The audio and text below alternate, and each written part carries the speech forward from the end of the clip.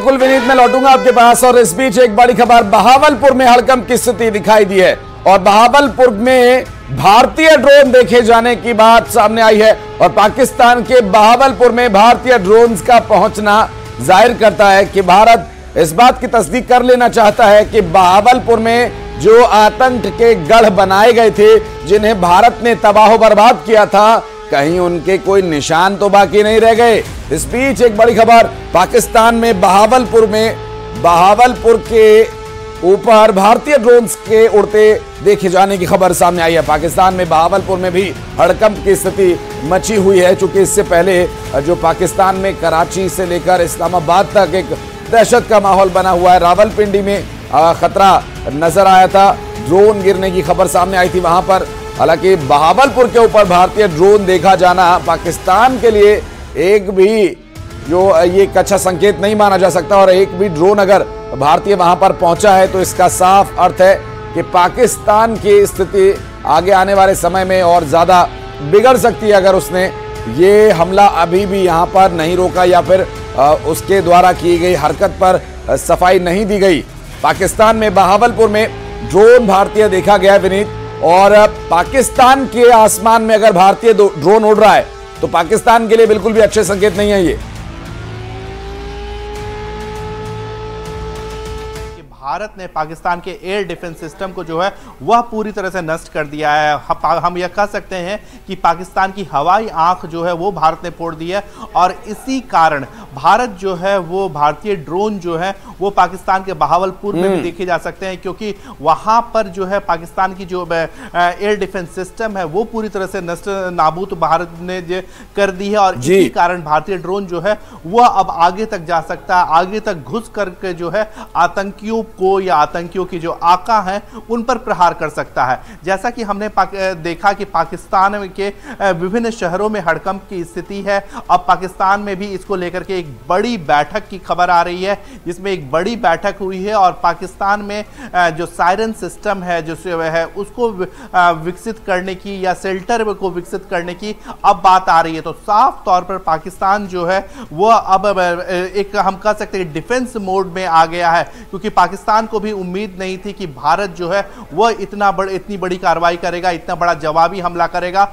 और पाकिस्तान पर जिस तरह से भारत की जवाबी कार्रवाई हुई है उसमें हम देख सकते हैं कि पाकिस्तान की जो कमर है, सैन्य कमर है, जो वो टूट गई है। इसके साथ ही साथ हम देखें कि कूटनीतिक स्तर पर भी पाकिस्तान जो है वह अलग थलग। बिल्कुल विनीत, मैं लौटूंगा आपके पास। इस बीच एक बड़ी खबर, अमेरिका के उपराष्ट्रपति का बड़ा बयान, उम्मीद है ये युद्ध परमाणु युद्ध में नहीं बदलेगा। उम्मीद उन्होंने जो जताई है ये बड़े सही समय पर जताई है, क्योंकि इस युद्ध को शांत कराने के बजाय जेडी वेंस ये कह रहे हैं कि उम्मीद है कि ये परमाणु युद्ध में नहीं बदलेगा।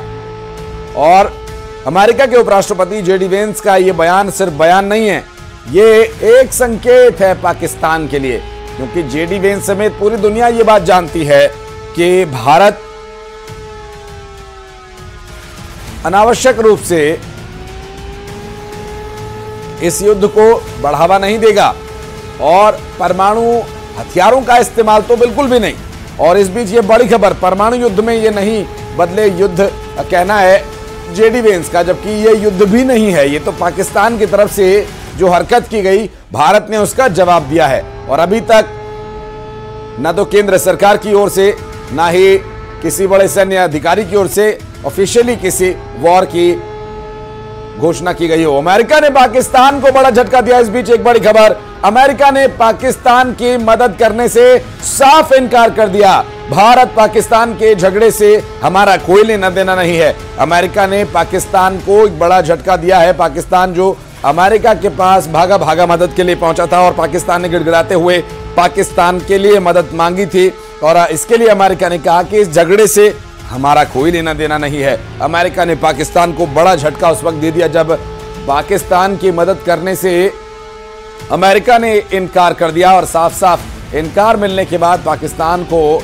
जरूर यहां से आस टूटी होगी और अमेरिका के द्वारा जो इससे पहले बड़ा बयान दिया गया था उस पर भी पाकिस्तान को अब विचार करना होगा। और इस बीच ताबड़तोड़ हमलों से पाकिस्तान में हड़कंप मचा हुआ है। इस्लामाबाद में आपात बैठक बुलाई गई है। आधी रात को आपात बैठक बुलाई गई थी और शेल्टर होम्स बनाने के आदेश दिए गए हैं। इस्लामाबाद के हालात को देखते हुए, कराची में जो कुछ हुआ, उसके बाद पाकिस्तान में हालातों को देखते हुए इस्लामाबाद में हुई इस आपात बैठक में यह तय किया गया कि लोगों के लिए शेल्टर होम्स बनाए जाएंगे और शेल्टर होम्स के लिए अब बैठक में निर्देश दे दिए गए हैं। और पाकिस्तान में जो गृह युद्ध जैसे हालात बने हुए हैं उस पर भी आपको बता दें कि पाकिस्तान में रात को जब भारत अपने हमले की जवाबी कार्रवाई कर रहा था, पाकिस्तान के द्वारा किए गए हमले की जवाबी कार्रवाई करने के दौरान पाकिस्तान में इमरान खान के समर्थक सड़कों पर उतर आए और उन्होंने पाकिस्तान की सरकार को इसके बारे में चेताया।